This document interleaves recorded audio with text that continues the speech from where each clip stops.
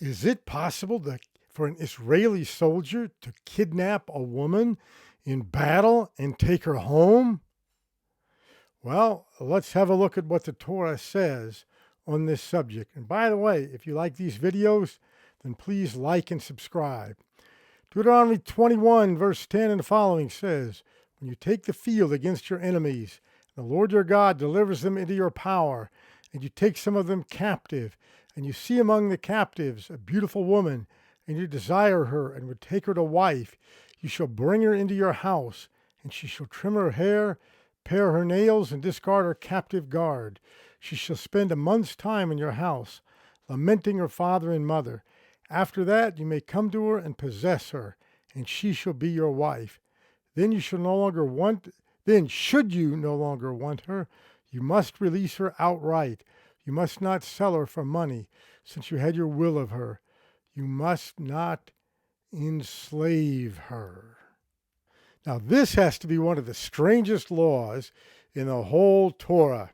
And I can already see all kinds of white supremacists and everything getting on here saying, "See, look how evil these Jews are. They kidnap captive women. Now they're going to say it's Arab women or Palestinian women or something. And look, they take them and force them to marry them and all of that." Well, actually, no.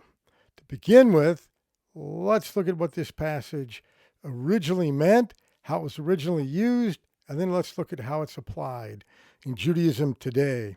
To begin with, Rashi and all of the rabbis are all in agreement.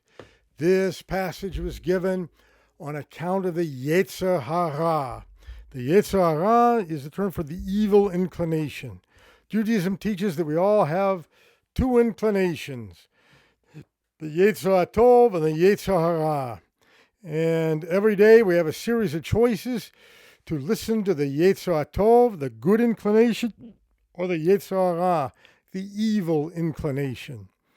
And it's up to us as to what we make of it. But this passage here, Judaism teaches that this law was given on account of the Yetzer Hara. What are they talking about? What do they mean? Well, first of all, many of the laws in the Torah, like this one, are given to counter a common practice that was done at the time the Torah was given on Mount Sinai. Then, as in many parts of the world today, rape was a weapon of warfare. Look at Africa today, where rape is widely used as a weapon of warfare. And the ancient Near East was no different. The Torah is regulating this. Instead of Hashem saying, "Don't touch the woman" and all of that, at that stage, at that time in our spiritual development, that probably would not have worked. People would have still grabbed women, even our own soldiers, and raped them. Okay?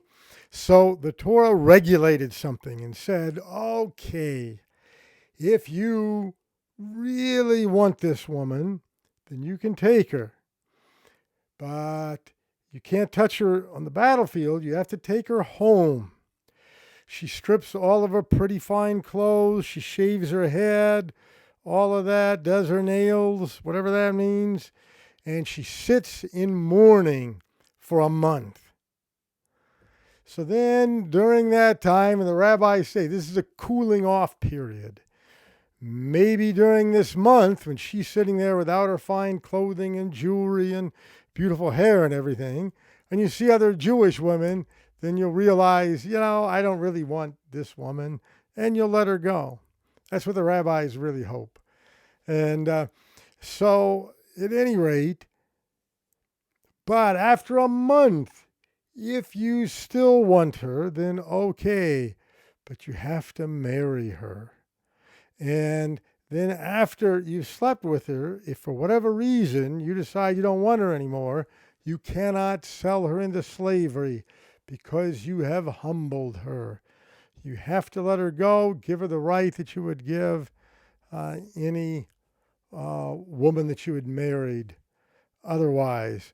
And so the Torah is regulating a common practice.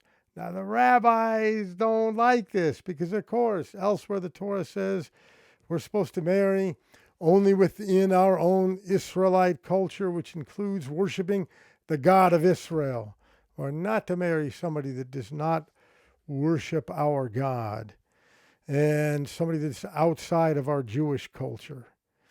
And so this passage was given for a time until the nefesh of our the spiritual level of our people would be elevated more, so that already at the time of the Second Temple period, and certainly by today's modern times, our soldiers no longer need this because our Yetzer Hara is not at that level anymore.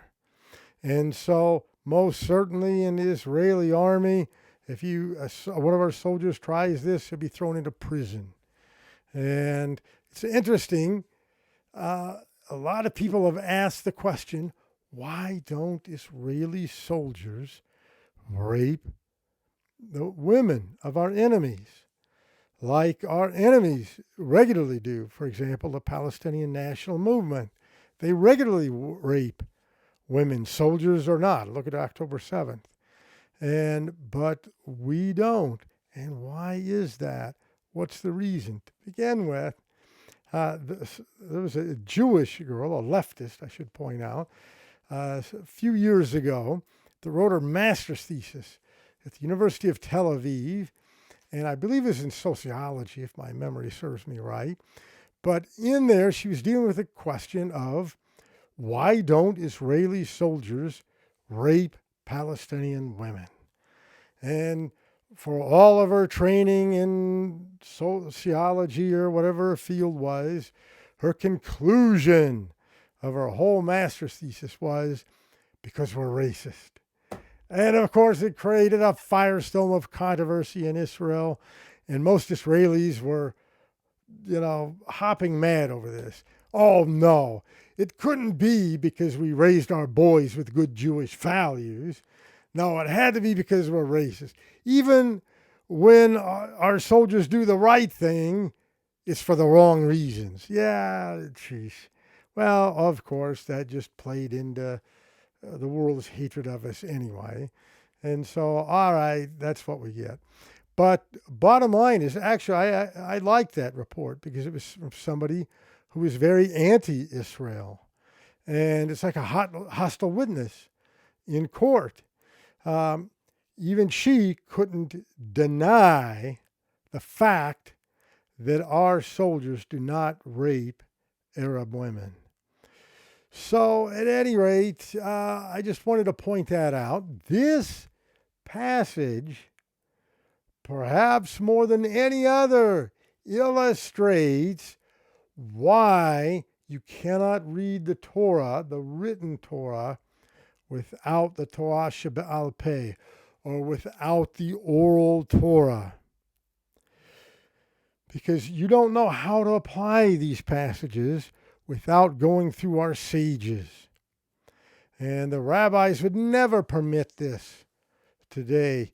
Yes, it's true. At the time the Torah was given, over around 3.5 millennia ago, or almost 3.5 millennia ago, whatever, the circumstances, time, and spiritual level of our people were different. We live in a different age now, and we do not teach that. Judaism does not teach that. So I just want to point that out. But the Torah, the written Torah, literally does. And yet, all of us read that in its historical context for what it is and what it was meant to teach us. But when it comes to applying it, we use the oral Torah. We apply the written Torah through the oral Torah, which determines halakha, or how we live our lives today. And so, all right. Thank you very much, and I encourage you to maybe subscribe to our newsletter below. And especially if you'd like to learn more Hebrew or Aramaic or some of the other Semitic languages, consider signing up for a membership in the Institute of for Torah and Semitic Languages. You can get a 2-week free trial, and after that, it's $25 a month. All right, thank you very much, and may Hashem richly bless your study of His Torah.